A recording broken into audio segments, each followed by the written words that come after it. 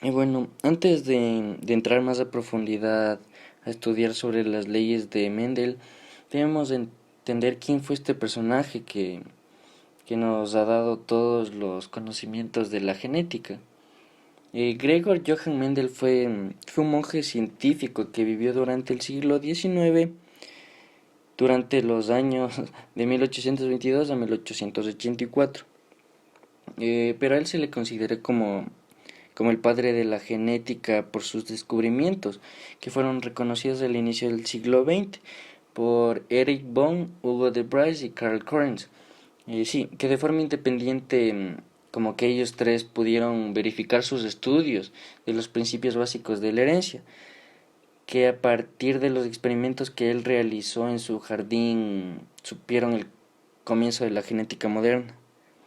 Lo que sí se sabe de este experimento que dio a cabo en su jardín es que él escogió plantas que tuvieran características sencillas de manera que estos rasgos pudiesen ser revisados y analizados, como que logrando de esta forma hacer un seguimiento de manera más fácil y más precisa en sus estudios. Lo que también se sabe es que el interés de Mendel era comprender qué era lo que hacía que se mantuvieran o cambiaran ciertas características en algunas plantas. Entonces, él escogió los guisantes, plantas que eran muy fáciles de cultivar y para intentar dar respuestas a su inquietud. Eh, Sabiendo esto, podemos ahora sí estudiar un poco las leyes de Mendel que mis compañeros posteriormente las explicarán. La primera ley de Mendel es la ley de la uniformidad de los híbridos de la primera generación. Mendel cruza dos parentales de dos líneas puras, llamados homocigotos, para un determinado carácter, donde la primera generación filial o F1 son heterocigóticos o híbridos. Estos hijos heredarán los dos caracteres de sus padres, pero solo uno de ellos se expresará y el otro no.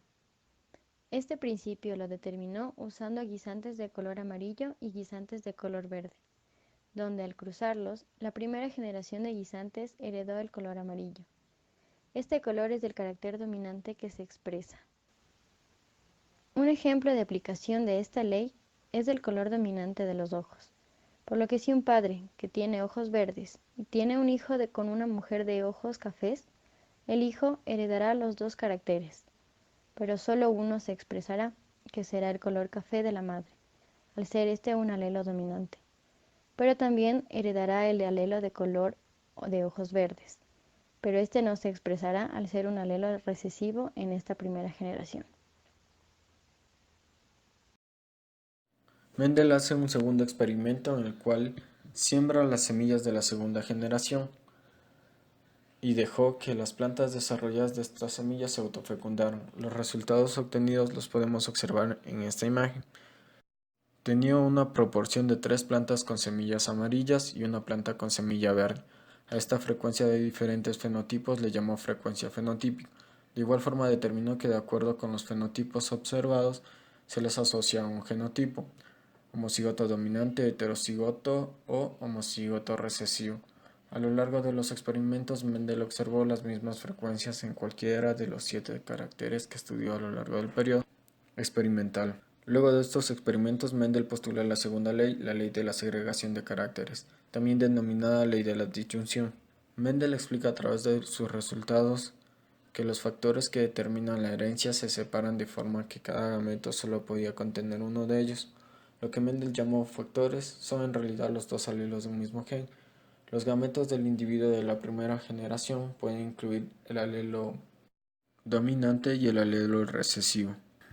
Según los gametos que se unan obtendremos un tipo u otro de individuo.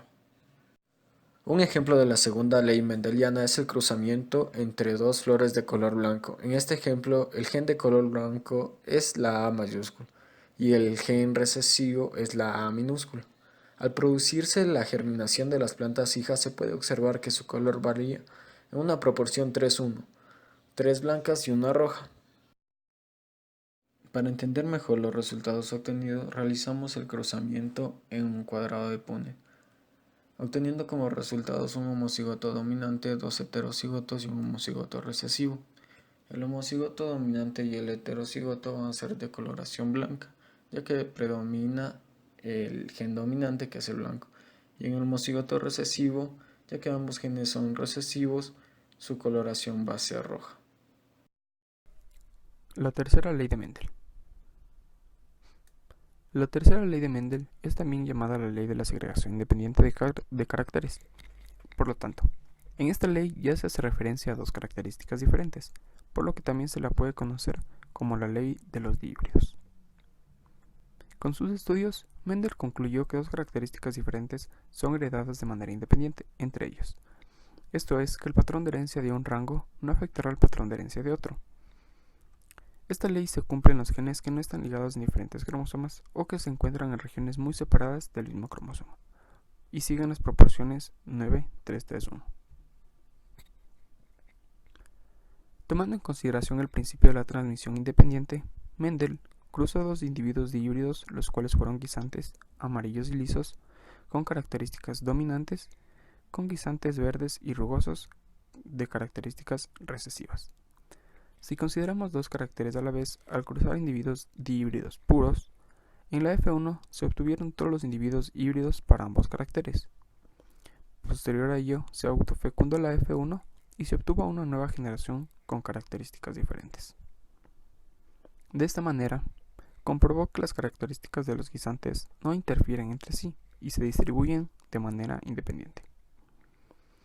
De dos guisantes amarillos y lisos que corresponden a la autofecundación en F1, crecieron 9 guisantes amarillos y lisos, 3 guisantes amarillos y rugosos, 3 guisantes verdes y lisos y un guisante verde y rugoso. Los resultados de las investigaciones de Mendel, y en concreto de esta tercera ley, refuerzan el concepto de que los genes son independientes entre sí y que no se mezclan ni desaparecen en sucesivas generaciones. Para esta interpretación fue completamente necesaria la elección de los caracteres, pues como dijimos con anterioridad, estos resultados no se cumplen siempre, sino solamente cuando dos caracteres a estudiar están regulados por genes que se encuentran en distintos cromosomas. Por lo tanto, no se cumple cuando los dos genes considerados se encuentren en un mismo cromosoma, a menos de que estos se encuentren en regiones muy separadas. Los organismos modelos utilizados en genética. Los organismos modelos genéticos se trata de especies que son susceptibles al análisis genético, es decir, se reproducen en grandes cantidades y tienen un corto tiempo de generación. También pueden configurar grandes cruces y seguirlos durante varias generaciones. Generalmente se producen muchas mutaciones y se pueden crear mapas genéticos altamente detallados. Como ejemplos tenemos la Saccharomyces cerevisiae o la levadura de pan, Drosophila melanogaster, que es la mosca de la fruta, y el gusano nemátodo. Muchas gracias.